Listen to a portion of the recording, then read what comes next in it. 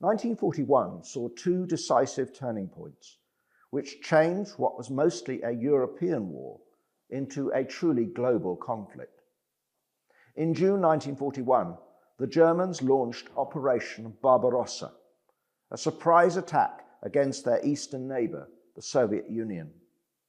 German aircraft switched from bombing Britain to support the new invasion instead.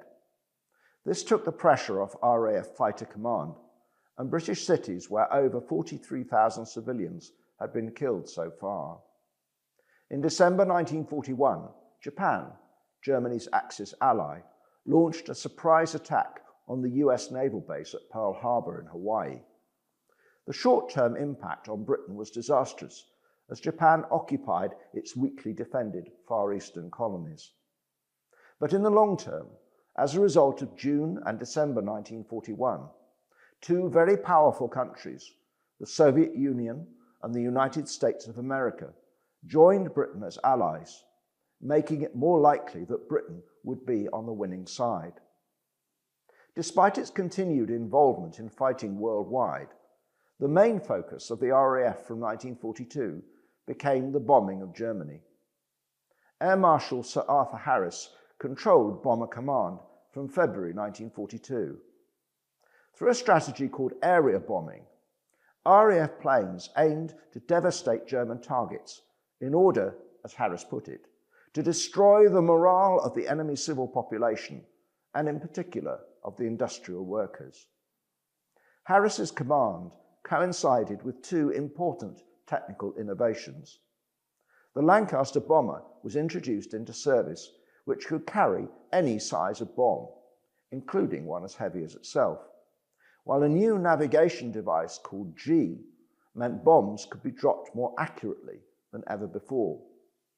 Groups of bombers called Pathfinders, accompanied by Mosquito fighters, flew ahead of the main bomber force, dropping flares and incendiary bombs to better mark the target.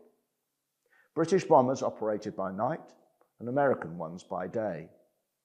For the brave young men of the bomber crews, these were incredibly tense and terrifying night flights, where planes could be easily shot down over enemy territory. Bomber pilot Leslie Manser took part in a nighttime bombing raid over Cologne in May 1942. He successfully dropped his payload of bombs, but the plane was caught in searchlights and damaged by flak. Manser steered the aircraft away from the city, but lost altitude, and by this time the rear gunner was wounded, the front cabin full of smoke, and the port engine overheating. The plane flew over Belgium with an engine on fire and a wing burning. A crash was now inevitable. Refusing the offer of a parachute, Manser insisted on staying at the controls long enough for his crew to bail out. He was killed when the plane crashed and afterwards awarded a Victoria Cross. Around 44% of airmen were killed on these missions, and the average age of volunteers was 23. Those who survived crashes often became prisoners of war. Around a quarter of the crews were made up of airmen from countries of the British Commonwealth, such as Canada and Australia. The impact of Bomber Command's work could be devastating. In July and August 1943, 60% of homes in the city of Hamburg were destroyed, and over 42,000 people were killed by bombs and firestorms. In 1944, the British and Americans drove the Luftwaffe from the skies, and by 1945, Bomber Command was able to operate by day as well as night. A record 4,851 bombs were dropped on Dortmund in one night alone. War production was disrupted, and industrial cities were reduced to rubble. In February 1945, an RAF attack on Dresden, a beautiful city packed with refugees, but also a major railway centre for the German war effort, was destroyed by firebombs, killing around 35,000.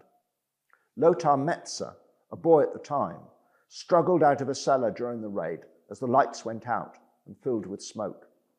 Driven from a second shelter by the bombing, he remembered streets full of fire and burning people. Critics at the time, and historians since then, have argued over whether aerial bombing was justified.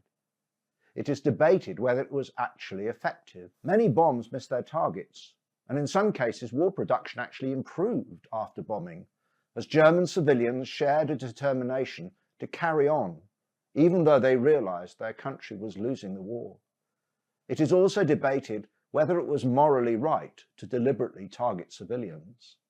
What is true is that the 125,000 aircrew of Bomber Command were just as brave as the Battle of Britain pilots, and that they also risked their lives in the service of their country, seeking to defeat Nazi Germany.